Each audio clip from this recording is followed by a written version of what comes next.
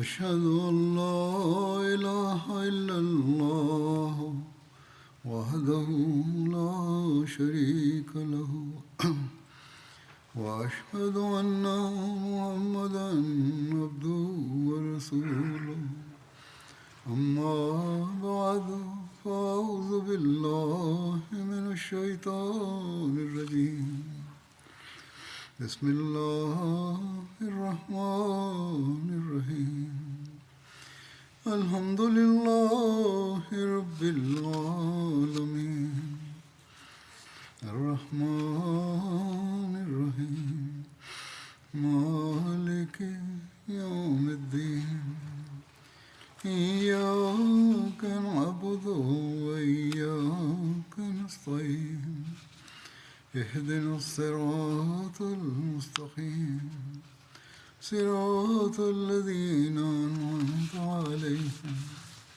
غير المغضوب عليهم ولا الضالين. Hudaybiyah. Je vais présenter plus de détails à ce propos. À cette occasion, les compagnons étaient chargés de monter la garde. On rapporte que l'envoyé d'Allah sallallahu alayhi wa sallam avait ordonné à ses compagnons de monter la garde la nuit. On montait la garde quotidiennement. 3 hommes montaient la garde à tour de rôle, parmi lesquels il y avait Abu Aws bin Khawli Abbad bin Bashir et Mohammed bin Maslama. Une nuit, c'était le tour de Mohammed bin Maslama de monter la garde auprès du messager d'Allah sallallahu alayhi wa sallam. Et les Korachites ont envoyé 50 hommes sous la direction de Mikraz bin Hafs avec pour mission de rôder autour de l'envoyé d'Allah sallallahu alayhi wa sallam dans l'espoir d'assassiner un musulman ou de leur causer un préjudice par surprise.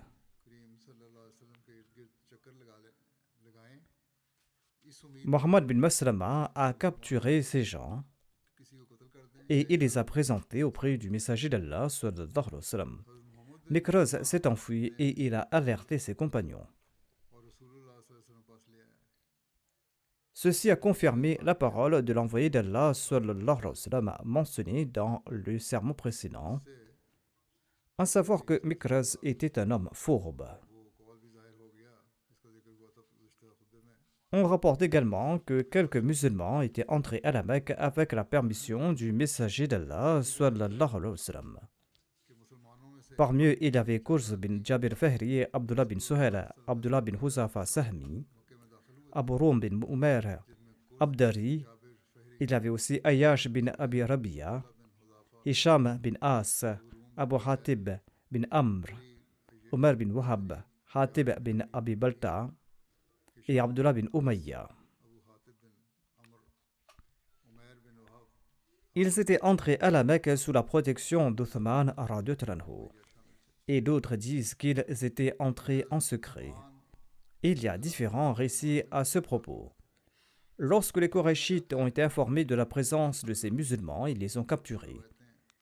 Les Korachites ont également appris à propos de la capture de leurs compagnons qui ont été capturés par Mohammed bin Maslama. Lorsque les Korachites ont été informés que 50 de leurs hommes ont été faits prisonniers par les musulmans, un autre groupe armé des Korachites a attaqué le saint prophète Mohammed paix soit sur lui et ses compagnons. Et ils ont lancé cette attaque et ils ont lancé des flèches et des pierres. Les musulmans ont capturé 12 cavaliers parmi les polythéistes. Et parmi les musulmans, Ibn Zunaym est tombé en martyr. Les Korachites l'avaient tué à coups de flèche. Ensuite, les Korachites ont envoyé une délégation auprès du saint prophète Mohammed paix soit sur lui, et dans cette délégation se trouvait Suhail bin Amr. Lorsque le saint prophète Mohammed paix soit sur lui a aperçu Suhail venir de loin, il a dit à ses compagnons: « Votre affaire sera facilitée grâce à Suhail. » Suhail s'est présenté au saint prophète Mohammed paix soit sur lui et il a dit au saint prophète Mohammed paix soit sur lui: En ce qui concerne l'affaire de la capture de vos compagnons, notamment de Othman et les 10 autres, et de l'affrontement de certains de nos hommes avec vous, eh bien sachez que aucun de nos sages n'y a participé. Lorsque nous avons été informés à propos de cette affaire, nous en avons été très mécontents. Nous n'étions au courant de rien. C'était là l'œuvre des plus incultes parmi nous. Par conséquent, veuillez nous rendre les hommes que vous avez capturés à 2 reprises. Le saint prophète Mohammed lui a répondu: Je ne vais pas les relâcher tant que vous n'aurez pas libéré mes compagnons. Ils ont répondu tous: D'accord, nous allons les libérer. Et les Qurayshites ont relâché Othman et les 10 autres compagnons. Et sur ce, le saint prophète Mohammed lui a relâché leurs hommes.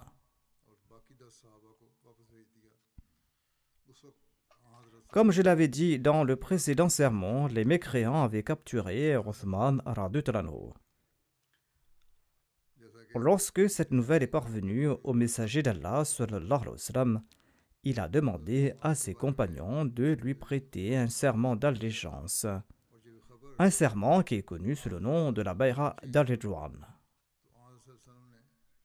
Lorsque les Qurayshites ont appris les détails à propos de ce serment à Hudaybiyah, ils en ont pris peur. Ils ont compris qu'il y a eu ce serment qui a été pris sur les mains du saint prophète Mohammed lui, et que tous les musulmans avaient prêté serment au saint prophète lui. Les conseillers parmi les Qurayshites ont suggéré de conclure une trêve avec le saint prophète Mohammed lui. Le saint prophète lui devait retourner cette année et revenir l'année ensuite pour un séjour de 3 jours à la Mecque, mais uniquement en portant des armes traditionnelles des voyageurs, c'est-à-dire des épées dans leurs fourreaux et des arcs et rien d'autre. Après cette consultation, les Qurayshites ont envoyé une 2e fois Suhail bin Amr accompagné de Mikraz bin Hafsa et de Huaytib bin Abd al-Uzza. Ils se sont présentés au saint prophète Mohammed lui avec cette proposition, notamment qu'il retourne cette année sans effectuer le pèlerinage mineur, c'est-à-dire l'Umrah, afin que les Arabes ne disent pas que le saint prophète était entré à la Mecque par la force et contre la volonté des Qurayshites, et il pouvait revenir l'année suivante pour l'Umrah. Suhail s'est présenté au saint prophète, paix soit lui, et lorsque le saint prophète l'a vu de loin, il a dit que le fait que les Qurayshites ont envoyé de nouveau Suhail signifie que les Qurayshites ont l'intention de faire la paix. Hazrat Mirza Bashir Ahmad Sahib a écrit ceci à propos de la trêve de Hudaybiyah. Quand Suhail bin Amr s'est présenté au saint prophète Mohammed lui, celui-ci a déclaré: Voici Suhail, si Allah le souhaite, l'affaire sera facile. En tout cas, Suhail s'est présenté et en arrivant, il a déclaré: Venez, oublions ce long différend, nous sommes prêts à conclure un accord. Le saint prophète Mohammed a déclaré: Nous aussi, nous sommes prêts à conclure un accord. Sur ce, le saint prophète Mohammed a convoqué son secrétaire Ali, et comme la discussion générale avait déjà eu lieu sur les conditions de ce traité et que les détails devaient être convenus en cours de route, dès qu'Ali le scribe est arrivé, le saint prophète Mohammed a déclaré: écrit. Et il a commencé par écrire Bismillahirrahmanirrahim. Suhail était prêt à conclure un traité, mais il souhaitait également rester vigilant pour protéger les droits des Qurayshites et leur honneur. Il a déclaré immédiatement: Qu'est-ce que ce mot Rahman? Nous ne le connaissons pas. Écrivez comme les Arabes ont toujours écrit, c'est-à-dire Bismika Allahumma. Écrit cela à la place de Bismillahirrahmanirrahim. D'autre part, c'était une question de fierté nationale et d'indignation religieuse pour les musulmans, qui, immédiatement alertés, ont commencé à dire: Nous écrirons bien sûr Bismillahirrahmanirrahim. Mais le saint prophète Mohammed lui a fait taire les musulmans en disant: Peu importe, il n'y a pas de problème à cela. Écrivez Bismika Allahumma comme Suhail le souhaite. Ainsi, les mots Bismika Allahumma ont été écrits au début de ce traité. Ensuite, le saint prophète, paix soit lui, a déclaré, écrit ceci. Ceci est le traité que Mohammed, le messager d'Allah, a conclu. Suhail a intervenu de nouveau immédiatement et il a déclaré que nous ne permettrons pas d'écrire les mots Rasulullah, messager d'Allah, parce que si nous acceptons que vous êtes le prophète d'Allah, eh bien, il n'y aura plus de différence entre nous. Et nous n'aurons pas le droit de vous arrêter et de vous combattre. Comme c'est notre coutume, écrivez tout simplement les mots Mohammed bin Abdullah a conclu ce traité.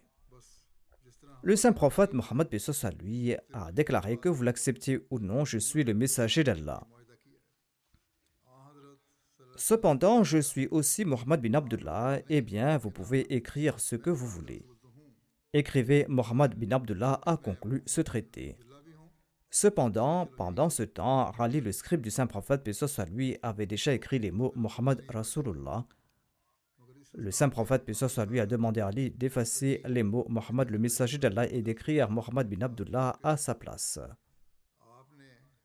Cependant, en raison de l'émotion immense et dans son indignation, Ali a déclaré « Ô messager d'Allah, je n'effacerai jamais les mots le messager d'Allah à côté de votre nom. » Voyant l'état incontrôlable d'Ali, le saint prophète a déclaré « Eh bien, si tu ne pourras pas le faire, eh bien donne-le-moi, je vais l'effacer moi-même. » Ensuite, le saint prophète, paix soit lui, a pris le parchemin ou le support écrit et il a pris cela dans ses mains et s'enquérant de l'endroit où se trouvaient les mots messager d'Allah, il les a effacés de ses mains et il a fait écrire les mots Ibn Abdullah à leur place.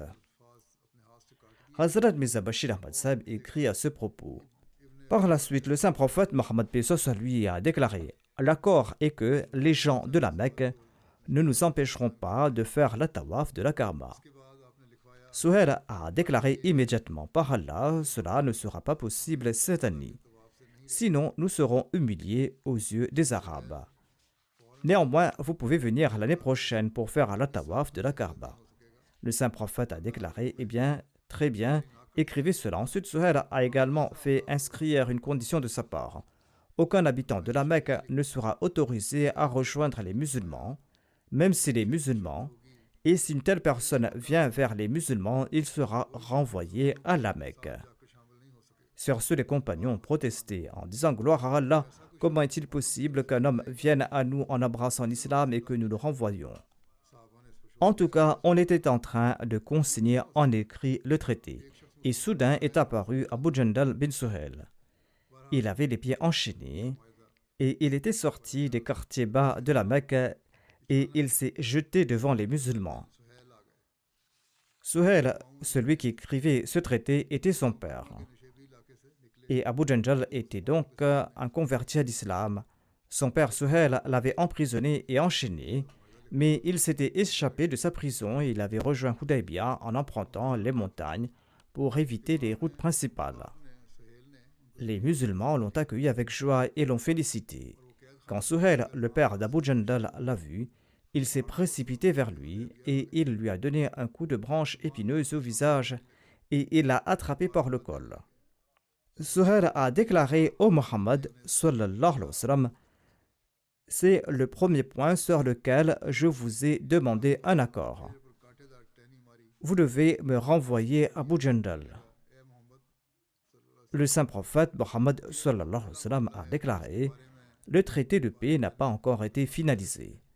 Suhail a déclaré, je jure par Allah que je ne signerai aucun traité de paix avec vous. Le saint prophète, paix soit lui, a dit à Suhail, eh bien, libérez-le pour moi. Le saint prophète Mohammed, paix soit lui, a plaidé pour que Suhail le libère pour lui. Suhail a répondu, je ne le ferai en aucun cas. Le saint prophète a dit, non, libère-le pour moi. Suhail a répété, je ne ferai rien de ce genre. Mikraz bin Hafs et Huwaytub bin Abd al-Huzza, qui étaient en sa compagnie, ont déclaré que nous allons le libérer pour vous. Et tous deux ont pris Abu Jandal, l'ont emmené dans une tente et l'ont autorisé à partir. Mais Suhail, son père, a refusé. Abu Jandal a lancé au groupe de musulmans, vais-je être renvoyé vers les mécréants alors que je suis venu à vous en tant que musulman? Ne voyez-vous pas les souffrances que j'ai endurées et les sévères tourments que j'ai subis? Le saint prophète Mohammed sallallahu alayhi wa sallam a élevé la voix et il a déclaré: Ô Abu Jandal, sois patient et espère la récompense d'Allah. En vérité, Allah créera un chemin de soulagement et de salut pour toi et pour tes faibles compagnons. Nous avons conclu un traité de paix avec cette communauté et nous nous sommes engagés avec eux comme ils se sont engagés envers nous, et nous ne sommes pas de ceux qui trompent autrui. On trouve également mention de l'effusion d'émotions d'Omar à cette occasion. Il est écrit que les musulmans n'ont pas aimé ces conditions et ils étaient en colère. Suhail a refusé de conclure à la trêve en dehors de ces conditions. La trêve a été conclue et il ne restait plus qu'à écrire cela. Omar bin al-Khattab est venu voir le saint prophète Mohammed à lui. Il a déclaré au messager d'Allah: Est-ce que nous ne sommes pas sur le chemin de la vérité et les mécréants sur le chemin de l'égarement? Le saint prophète a déclaré: Certainement. Omar a déclaré: Est-ce que nos morts ne sont-ils pas au paradis et leurs morts en enfer? Le saint prophète a répondu: Certainement. Omar a déclaré: Dans ce cas, pourquoi acceptons-nous de subir une telle humiliation concernant notre religion en signant cet accord avec eux à Hudaybiyah? Devons-nous partir ici sans rien faire, sans qu'Allah ne juge entre nous? Est-ce que nous allons partir sans combattre, sans revendiquer le droit? Le saint prophète a déclaré: Je suis le serviteur d'Allah et son messager, et moi je ne désobéis pas à Allah, et il ne va pas m'abandonner, et il va me soutenir. Omar bin al-Khattab a déclaré: Est-ce que vous n'aviez pas dit que nous allons entrer dans la Baytullah et que nous allons faire la tawaf de la Kaaba? Le saint prophète a dit: Certainement. Mais est-ce que j'avais dit que vous allez entrer cette année-ci? Omar a dit non. Le saint prophète, paix soit lui, a dit: Eh bien, en vérité, vous allez visiter la Kaaba et vous en ferez la tawaf. Ensuite, Omar, dans un accès de colère, est parti voir Abu Bakr et il n'a pas pu se contenir. Il a dit: Oh Abu Bakr, est-ce que le prophète d'Allah n'est-il pas sur le droit chemin? Abu Bakr a répondu: Certainement. Ensuite, Omar a demandé: Les mécréants ne sont-ils pas sur le chemin de l'égarement et non sur le droit chemin? Nos tués n'iront-ils pas au paradis et les leurs en enfer? Abu Bakr a répondu: Certainement. Omar a déclaré: Eh bien, pourquoi faire preuve d'une telle faiblesse dans notre religion et pourquoi allons-nous retourner, tandis qu'Allah n'a pas encore rendu le verdict entre nous et eux? Abu Bakr a répondu: Il est le messager d'Allah et il ne désobéit pas à son Seigneur. Allah va l'aider. Quant à toi, Omar, sois obéissant au messager d'Allah sallallahu alayhi wa sallam jusqu'à ta mort. Par Allah, il est sur le droit chemin. Selon une autre narration, il aurait dit: Il est le messager d'Allah. Ensuite, Omar a déclaré: Je témoigne que Mohammed est le messager d'Allah sallallahu alayhi wa sallam. Ensuite, il a déclaré: Ne nous a-t-il pas dit que nous allons bientôt entrer à la Mecque et que nous allons faire le tour de la Kaaba? Abu Bakr a répondu: Certainement, mais est-ce qu'il avait dit que nous allons entrer cette année-ci? Omar a dit non. Abu Bakr a déclaré: Eh bien, certainement, vous allez visiter la Kaaba et vous allez faire la tawaf de la Kaaba. En tout cas, ces conditions ont été très difficiles à accepter pour Omar. Le recueil d'Al-Bukhari rapporte que Omar avait déclaré: Par Allah, depuis que j'ai embrassé l'islam, je n'ai jamais eu de doute concernant l'islam, sauf le jour de Hudaybiyah, et j'ai continué à répliquer aux propos du saint prophète Mohammed sallallahu alayhi wa sallam.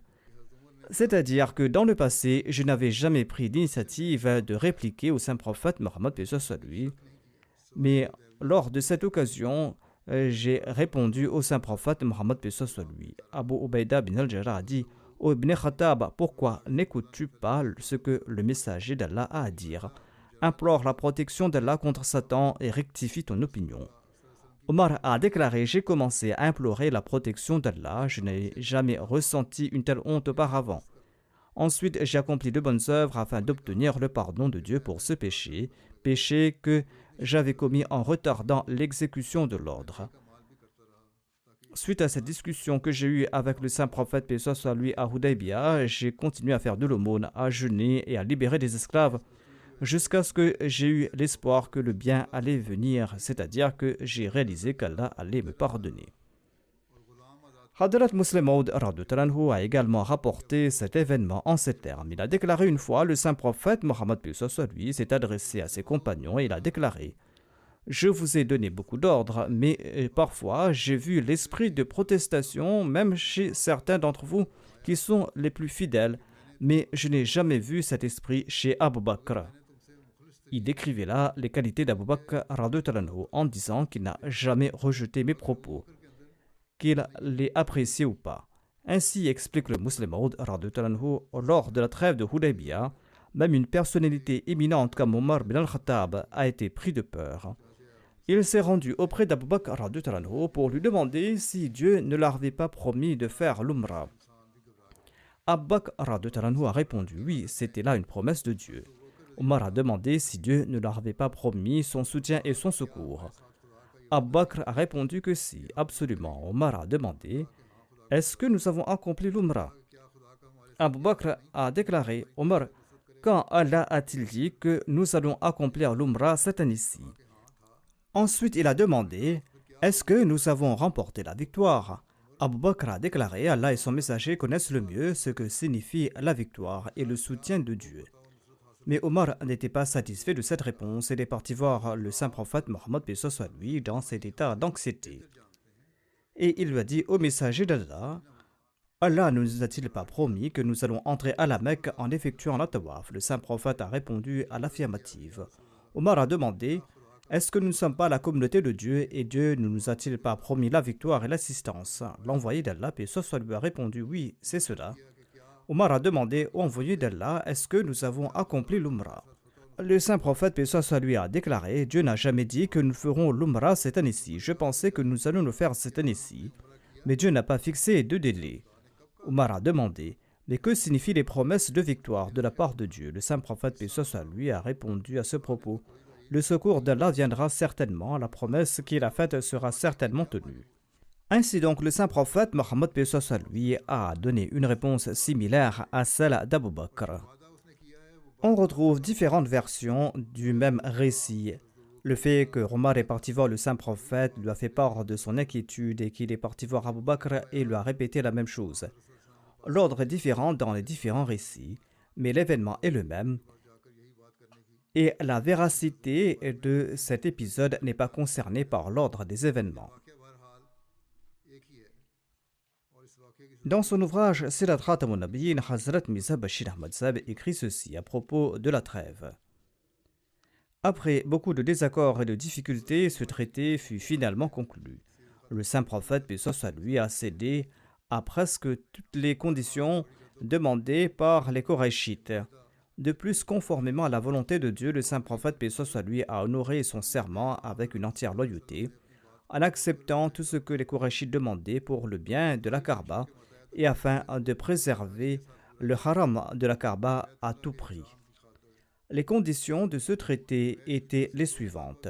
Il est dit en premier lieu que le saint prophète paix soit lui et ses compagnons retourneront à Médine cette année-là. L'année prochaine, ils seront autorisés à entrer à la Mecque et à accomplir les rites de l'Umrah, mais à l'exception des pays guénés, ils ne seront pas autorisés à porter des armes. De plus, ils ne vont pas séjourner à la Mecque plus de 3 jours. Troisièmement, si un homme de la Mecque se rend à Médine, même s'il est musulman, le saint prophète Mohammed paix soit lui ne doit pas lui accorder la protection à Médine et doit le renvoyer à la Mecque.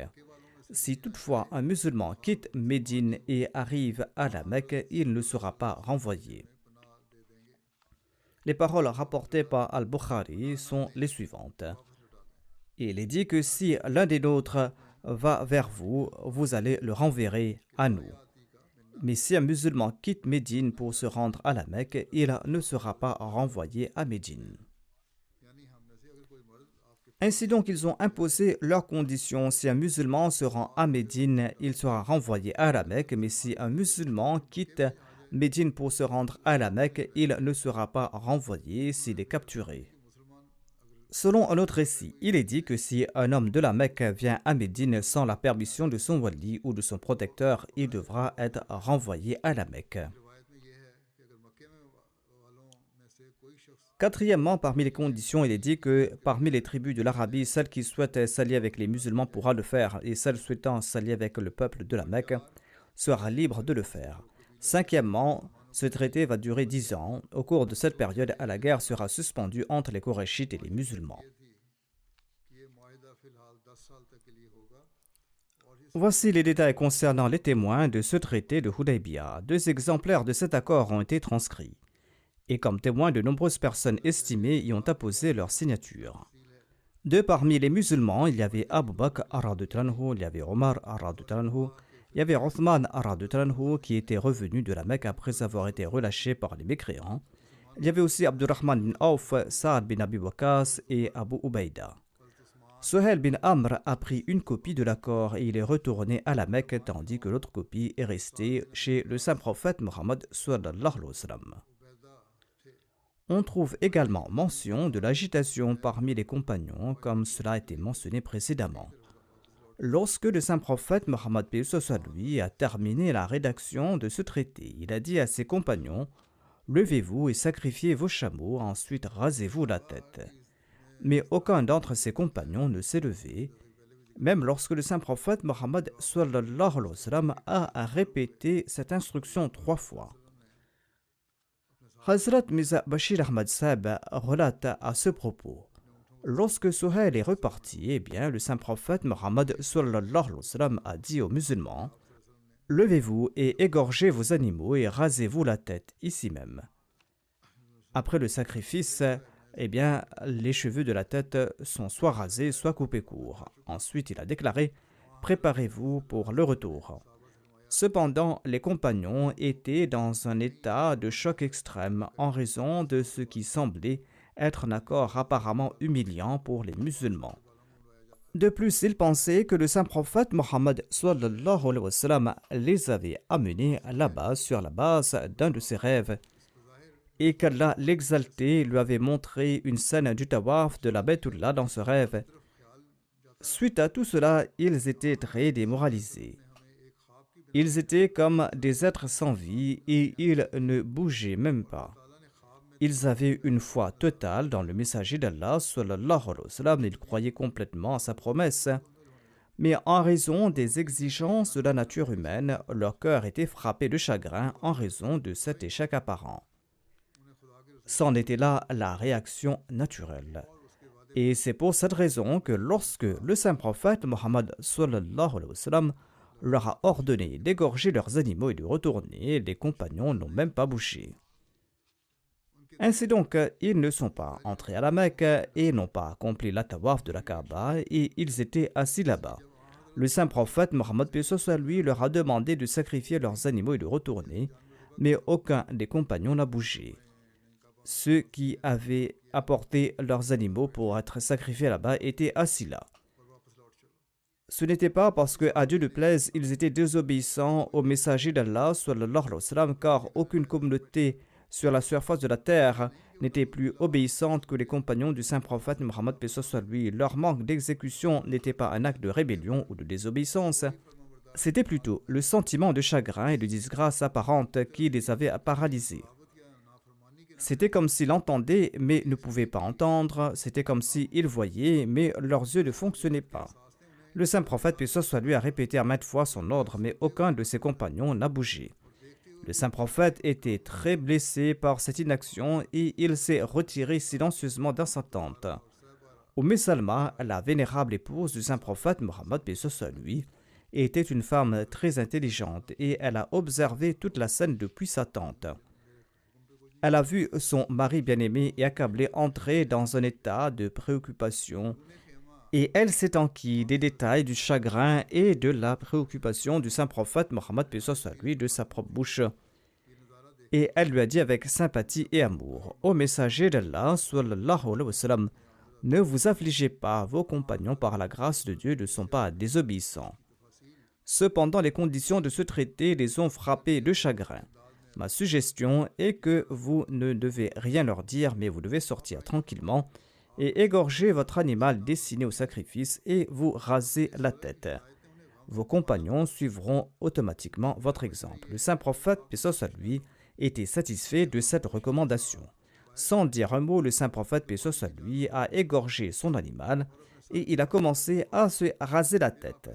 Quand les compagnons ont vu cette scène, tout comme un homme endormi se réveille soudainement suite à un vacarme, ils ont été pris de surprise et ils se sont réveillés. Ils ont commencé à égorger leurs animaux dans une frénésie. et ils se rasaient à la tête les uns des autres. Cependant, le chagrin les avait si intensément agités que le narrateur déclare qu'on craignait que tout en se rasant la tête les uns des autres, les compagnons auraient pu bien accidentellement se couper la gorge les uns des autres. En tout cas, la recommandation de Salma a réussi. Et là où les paroles bénies du saint prophète, paix soit lui, sont restées temporairement inefficaces, son action a soudainement réveillé ses compagnons qui étaient assis là immobiles. Cet extrait est tiré de l'ouvrage Sirat Khatam al-Nabiyyin de Hazrat Mirza Bashir Ahmad Sahib. Ainsi donc, lorsque le saint prophète Mohammed paix soit lui a immolé son propre chameau en sacrifice à Hudaybiyah, le chameau d'Abu Jahal qui faisait partie du butin de guerre de Badr s'était enfui alors qu'il pâturait. Il avait été relâché et il était parti et il avait été marqué du signe distinctif des animaux destinés au sacrifice. Ce chameau a couru pendant un certain temps, mais il a été capturé de nouveau. Le saint prophète Mohammed paix soit lui a ordonné qu'on l'immole en sacrifice au nom de 7 hommes. Jabir a rapporté que le messager d'Allah sallallahu alayhi wa sallam a sacrifié 70 animaux. Un animal était immolé au nom de 7 personnes et nous étions ce jour-là 1400 personnes, a dit Jabir. Ceux qui ont effectué le sacrifice étaient moins nombreux que ceux qui ne l'ont pas fait. C'est-à-dire que les gens n'avaient pas les moyens de faire des sacrifices. Le saint prophète Mohammed paix soit lui résidait en dehors de l'enceinte sacrée de la Mecque, mais il accomplissait ses prières à l'intérieur de l'enceinte sacrée de la Mecque. Il a envoyé une vingtaine d'animaux entre les mains d'un homme de la tribu Aslam pour qu'il les immole à proximité de Marwa. Lorsque le saint prophète Mohammed paix soit lui a terminé avec le sacrifice de ces animaux, il est rentré dans sa tente et il a fait venir Khirash bin Umayya, Khirash qui lui a rasé la tête et il a jeté ses cheveux d'un côté sur un arbuste épineux vert. Les gens ont commencé à prendre les cheveux du saint prophète Mohammed paix soit lui de l'arbre et à se les partager. Ammara en a pris une partie. Il les plaçait dans de l'eau pour les malades et il leur donnait de cette eau à boire pour les soigner. On dit même que certains malades guérissaient. En effet, ils guérissaient parce qu'il y avait des bénédictions en cette eau. Certains des compagnons ont rasé la tête des autres. Certains de ces musulmans se sont rasés la tête, d'autres se sont coupés les cheveux courts à l'instar d'Uthman et d'Abu Qatada. Le saint prophète Mohammed paix soit lui est sorti de sa tente et il a déclaré qu'Allah accorde sa miséricorde à ceux qui se sont rasés la tête. On lui a dit, ô messager d'Allah, qu'en est-il de celui qui s'est coupé les cheveux courts? À 3 reprises, le saint prophète Mohammed paix soit lui a déclaré qu'Allah fasse miséricorde à ceux qui se rasent la tête. Et la 4e fois, il a prié qu'Allah fasse miséricorde également à ceux qui se coupent les cheveux. On rapporte que l'envoyé d'Allah sallallahu alayhi wa sallam est resté à Hudaybiyah pendant 19 jours, soit 20 nuits. Mohammed bin Omar et Al-Waqidi et Ibn Sa'ad ont mentionné ces récits. Hazrat Mirza Bashir Ahmad Sahib relate à ce propos. Après avoir accompli son sacrifice, le saint prophète Mohammed sallallahu alayhi wa sallam a ordonné le retour à Médine. À cette époque, cela faisait un peu moins de 20 jours que le saint prophète Mohammed paix soit lui était à Hudaybiyah. Pendant son voyage de retour, lorsque le saint prophète Mohammed paix soit lui est arrivé à Kira ul-Ghanim, près d'Usfan, et que c'était la nuit, eh bien le saint prophète Mohammed paix soit lui a fait une annonce et il a rassemblé tous ses compagnons. Le saint prophète Mohammed paix soit lui a déclaré que cette nuit une sourate m'a été révélée et cette sourate m'est plus chère que toute chose en ce monde. Cette sourate est la suivante. Allah déclare dans ces versets: Inna fatahna alaka fathan mubina.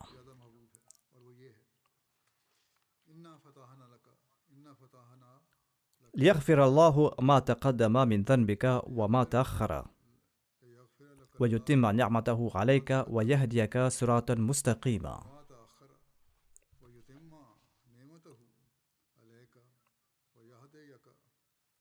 وينصرك الله نصرا عزيزا. Il s'agit des versets 2 à 4 et du verset 28 de la sourate Al-Fath. Il est dit لقد صدق الله رسوله الرؤيا بالحق لتدخلن المسجد الحرام إن شاء الله آمنين محلقين رؤوسكم ومقصرين لا تخافون.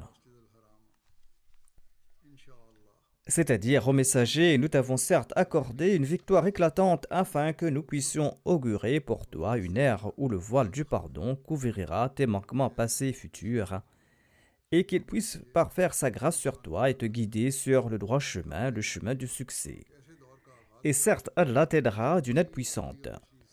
En vérité, Dieu a accompli la vision pour son messager, car maintenant, si Dieu le veut, vous entrerez dans la maison sacrée en toute sécurité, certains d'entre vous ayant la tête rasée et d'autres ayant les cheveux coupés courts, et tu n'auras aucune crainte. En d'autres termes, si vous étiez entré à la Mecque cette année-ci, ce ne sera pas une entrée en sécurité, ce serait une entrée augurant la guerre et le carnage. Cependant, dans la vision, Dieu avait montré une entrée de sécurité au saint prophète Mohammed sallallahu alayhi wa sallam. C'est pour cette raison qu'en raison de l'accord de cette année, un état de sécurité a été auguré et maintenant, conformément à la vision montrée par Dieu, vous allez entrer bientôt dans la mosquée sacrée et ce, en toute sécurité. En effet, c'est cela qui s'est produit par la suite. Lorsque le saint prophète Mohammed sallallahu alayhi wa sallam a récité ces versets à ses compagnons, certains d'entre eux, dont les cœurs étaient encore amers en raison du traité de Hudaybiyah, eh bien, ils étaient surpris parce qu'ils pensaient qu'ils revenaient d'un échec tandis que Dieu leur donnait la bonne nouvelle de la victoire. Certains compagnons hâtifs ont même déclaré « Est-ce là une victoire que de revenir sans avoir accompli la tawaf de la Kaaba ?» Lorsque ces paroles sont parvenues aux oreilles du saint prophète Mohammed, paix soit lui, il a exprimé une grande colère. Et dans un discours bref mais puissant, il a déclaré « C'est une objection absurde, car si vous y réfléchissez, eh bien, vous allez comprendre que le traité de Hudaybiyah est vraiment une victoire éclatante. Les Korachites étaient déterminés à mener la guerre, et maintenant ils ont eux-mêmes abandonné la guerre et ils ont conclu un traité de paix avec nous. Et ils nous ont promis d'ouvrir les portes de la Mecque l'année suivante. Protégés des méfaits des Korachites, nous allons retourner en paix et en sécurité tout en savourant le parfum de notre future victoire. Par conséquent, c'est en effet une grande victoire. Avez-vous tous oublié comment cette même tribu, les Korachites, avait lancé des attaques contre vous à Uhud et à Al-Zab? Cette terre, avec toute son immensité, était devenue étroite pour vous, et vos yeux étaient pétrifiés, et vous aviez tremblé de peur. Aujourd'hui, cependant, ces mêmes Korachites ont conclu un traité de paix avec vous, un traité de sécurité. Les compagnons ont répondu au messager d'Allah, « Nous avons compris, nous avons compris. Nous ne possédons pas votre clairvoyance, mais maintenant nous avons compris que ce traité est vraiment une victoire éclatante pour nous. » Le Messie premier l'Islam déclare « Dieu le Tout-Puissant a nommé l'épisode de Hudaybiyah une Fatih Mubin, c'est-à-dire une victoire éclatante. Et Dieu a déclaré en disant que nous t'avons accordé une victoire éclatante. Cette victoire était cachée aux yeux de la plupart des compagnons et a même poussé certains hypocrites à l'apostasie. Pourtant, en réalité, c'était une victoire éclatante bien que ses fondements étaient profonds et invisibles. Allama Baladri écrit à ce propos « La paix de Hudaybiyah a apporté de nombreuses conséquences et apporté de nombreux fruits. Finalement, la Mecque a été conquise. Tous les habitants de la Mecque ont embrassé l'islam. Les gens se convertissaient en groupe. La raison en est qu'auparavant, avant ce traité, les gens ne pouvaient pas se rencontrer. Et le comportement du saint prophète Mohammed lui n'était pas connu de ces gens. Et n'avait personne pour leur raconter en détail la condition du saint prophète Mohammed lui. Lorsque le traité de Hudaybiyah a été conclu, les gens se sont rencontrés. Les polythéistes sont venus à Médine et les musulmans sont partis à la Mecque. Ils ont rencontré les membres de leur famille et leurs bienfaiteurs. Et ces gens ont entendu parler des paroles et des miracles du saint prophète Mohammed paix soit lui. Ils ont vu des signes de la Naboua. Ils ont été informés de la belle conduite et de l'exemple vertueux du saint prophète Mohammed paix soit lui.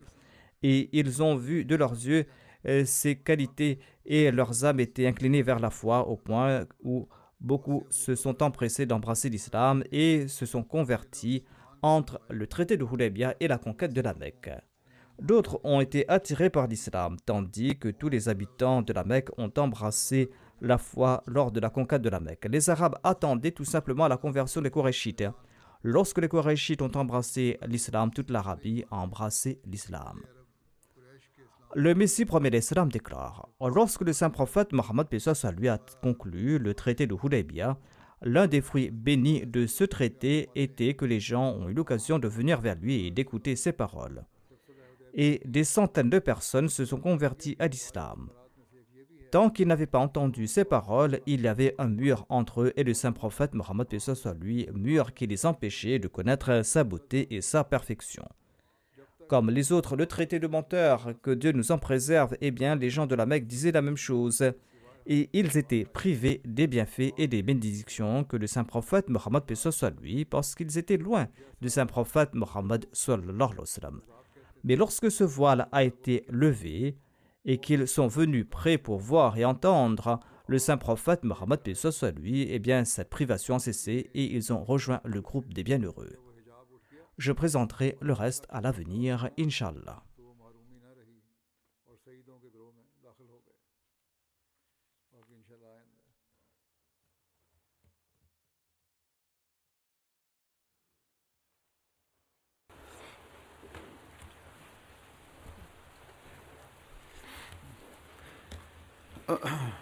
Alhamdulillah. الحمد لله نحمده ونستعينه ونستغفره ونؤمن به ونتوكل عليه ونعوذ بالله من شرور أنفسنا ومن سيئات أعمالنا من يهده الله فلا مضل له ومن يضلل فلا هادي له ونشهد أن لا إله إلا الله ونشهد أن محمدا عبده ورسوله عباد الله رحمكم الله إن الله يأمر بالعدل والإحسان وإيتاء ذي القربى وينهى عن الفحشاء والمنكر والبغي يعظكم لعلكم تذكرون واذكروا الله يذكركم وادعوه يستجب لكم ولذكر الله أكبر